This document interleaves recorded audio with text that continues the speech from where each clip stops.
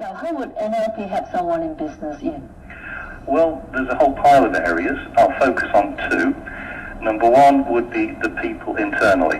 One of the biggest challenges that companies have in Malaysian businesses is their internal people. Attracting the right people and, more importantly, keeping them. Talent is very mobile these days, and people quit companies. I've quit a couple of companies in my time. There was a time when people would stay in the same company for a long time. Back in England, one of my prized possessions is an old clock that sits on the shelf, and it says to my grandfather, John Halsall, for 45 years of service. 45 years in the same job and in the same company. That hardly ever happens nowadays. People are changing jobs all the time, and one of the biggest challenges for employers is holding on to them. And here's the thing, Rosie. People join a company because of the company. The broad branding and the reputation of the company. I worked for some of the top multinationals. When I left university, I worked for Procter & Gamble, and then I worked for DuPont. Big blue chip American companies. And I joined them because of their reputation and their image. But people don't leave because of the reputation and the image. People quit jobs because they are unhappy. I was going to say a rude word for a moment there. They are frustrated with a single boss. They don't feel appreciated. They feel depressed, demoralized, and they go, to heck with this. I'm quitting. And they leave because of usually a relationship.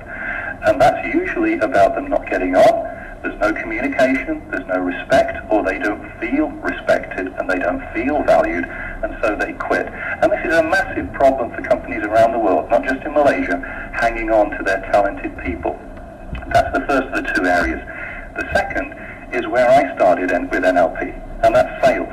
One of the biggest challenges, especially in today's climate, is how to build sales. In fact, for a lot of companies, they just want to maintain sales. How do people manage to sell their product, get new customers? And that's where I came into sales. That's where I came into NLP, because I'm a technical guy. I worked as an engineer, and as with most technical guys in most companies, if you're technical, you don't stay technical for very long. You get promoted, and normally you end up in management or a commercial role. So I was a technical guy in a commercial role, and trust me, that transition doesn't always happen very easily. I made loads of mistakes. I was technically right, and I had the right answers, and I was hardworking, and I was smart, but I was useless at this one critical skill, building business relationships. Or in a word, rapport. And rapport is a massive part of NLP. Yeah. Having a good rapport is really, really important. The fact that, because we're all humans, not robots, so it is tough.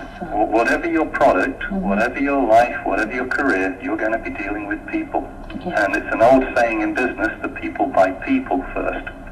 I mean, if you think about something you bought, if you bought a car, a mobile phone, or something, from something big to something small, the chances are a large part of why you bought it was because you liked the salesperson. And the flip side of that argument is, how many times have you gone into a shop knowing that you wanted to buy a certain item, and you talk to the salesperson, and after 10 minutes you go, oh, no. You were very fell in love with the item, yes. You want the item, it's the right price, you've got your money in your pocket. But the salesperson said a couple of things, and you go, I'm not buying this from this person. And you walk out of the shop, not buying the thing that you did want to buy, even though the price was right and the spec was right. Yes, I understand that, definitely.